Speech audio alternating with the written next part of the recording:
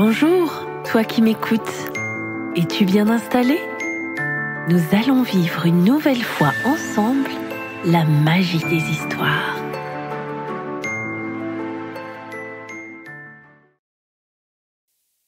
Les mots d'Enzo, écrit par Mylène Muro, illustré par Carla Cartagena et publié par les éditions Utopiques. Ce matin, la maîtresse a crié en rendant son cahier à Enzo. « Ce n'est pas possible, tu ne connais pas ta leçon, tu n'as pas travaillé !» Et le voilà encore puni. À la récré, il ne va pas jouer. Il doit de nouveau les recopier, ces horribles mots. « C'est pas juste !» rumine Enzo en colère. Pourtant, il les apprend, les mots que la maîtresse lui donne tous les soirs. Il y passe des heures et des heures. Ces maudits mots, il les lit et les relit. Il les écrit, les recopie. Il les épelle, les épluche, les décortique. Hélas, malgré ses efforts, le lendemain, quand la maîtresse fait la dictée, c'est le grand vide. Quelle est la première lettre de banane? B ou D? Et le crabe dans le cartable? Et la cravate dans le carton? Enzo mélange tout. Il ne sait plus rien. À la cantine, Quentin, le chouchou de la maîtresse, se moque de lui. Il chante une chanson où Enzo rime avec 0. Il a peut-être raison, pense Enzo au fond de lui. À la maison, mes chaussures, je ne sais jamais où elles sont. Et quand je les retrouve, je me trompe toujours de pied. Certains jours, dans la classe, il voudrait disparaître. Quand par exemple la maîtresse lui demande d'écrire au tableau « La jupe jaune de Julie ». Il ne sait plus s'il entend « je » ou « che ». Sa tête est lourde, elle va exploser.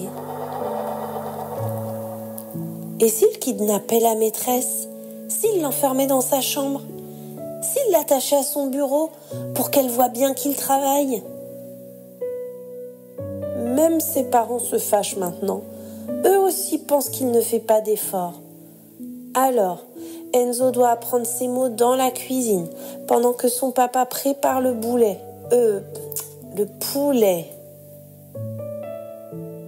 Courte trêve avec le brossage des dents, qu'il fait durer longtemps. Mais Enzo doit s'y remettre rapidement. « Tu as encore des mots à réviser », lui rappelle sa maman. La nuit qui suit est agitée par son cauchemar, où un crabe sort de son cartable. Au matin, Enzo est fatigué. « Mon lapin, il est l'heure. Ton petit déjeuner est prêt », appelle papa. Mais Enzo peine à se lever. Il est triste. Il ne veut pas aller à l'école. En classe, Enzo est ailleurs.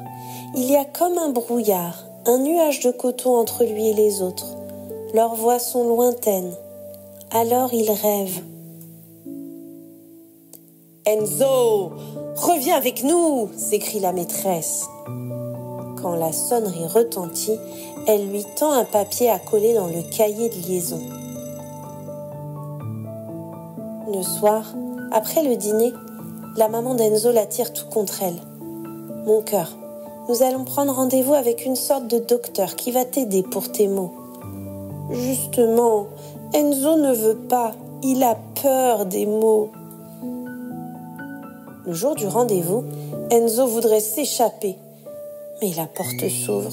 « Bonjour mon garçon, oh il est drôlement joli ton t-shirt, il te va très bien », lui dit une dame en souriant. « Nous allons travailler un peu ensemble et tes parents reviendront te chercher plus tard. » Désormais, le mardi, l'orthophoniste l'aide à apprivoiser les mots.